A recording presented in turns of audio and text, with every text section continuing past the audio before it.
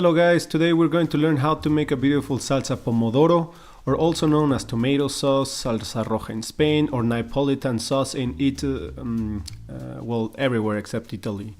Okay, let's continue before I pissed off any Italian nonna. This sauce is the base or bible of the Italian cuisine and will help us create a lot of amazing and delicious dishes like lasagna, arrabbiata sauce, parmigiana, tomato soup, and a lot of dishes that I cannot remember at the moment. Before we start with the recipe, let me show you first how to properly grab your knife. Try to push your hand a little bit further to the handle till your index and your thumb touches the blade. You will see it takes less effort, we have more control over it, and we don't feel like a rusty old robot in need of some WD-40 while cutting, slicing or chopping through our food. That said, let's jump back to the reason why you actually clicked on this video.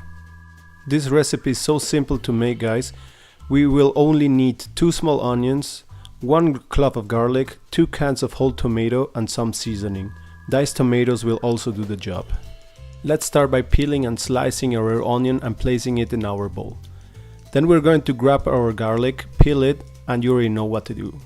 Give it a good John Cena! He's gonna get in the ring! Sorry for that. And then just start slicing it down.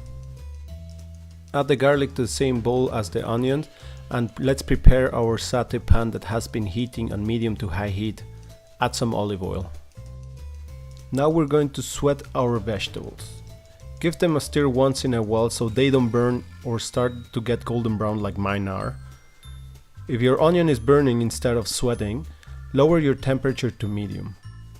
This process caramelizes the natural sugars in the onion and garlic, releasing aromatic flavors in our sauce. Once our onion has softened up, let's add our 2 cans of whole tomato. Then add water in one of the cans and rinse off all that delicious flavor out, leaving nothing behind.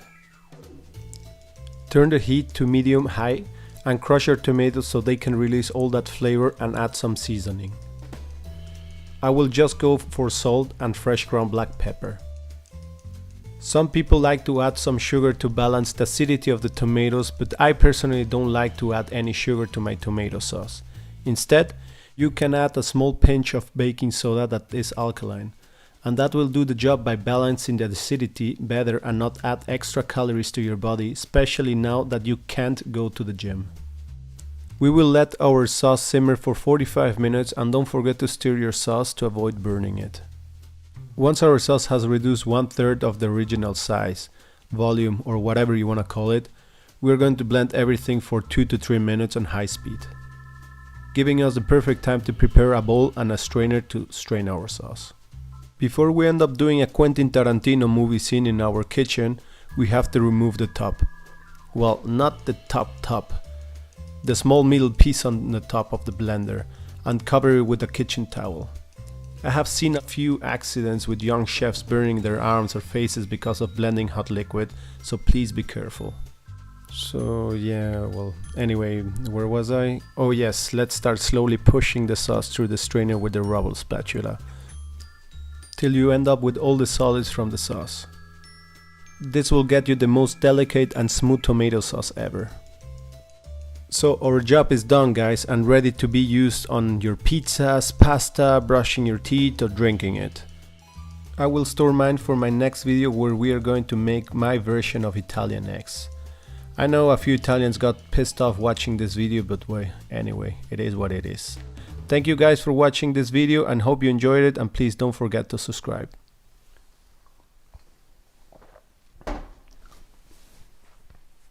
So hello guys, welcome to my channel. I'm Fabio, I'm the guy behind Deep Fried Fabio, and today I decided to finally appear in front of a camera just to say hello and just to meet you all. And I want to talk a little bit about me.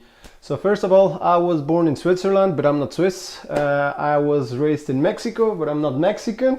I'm Italian Brazilian. So I do have a lot of cultures that I grew up with. That's why I don't have like a home. You know, I feel home everywhere. Currently I live in London, and yeah, it's very strange to be me, you know.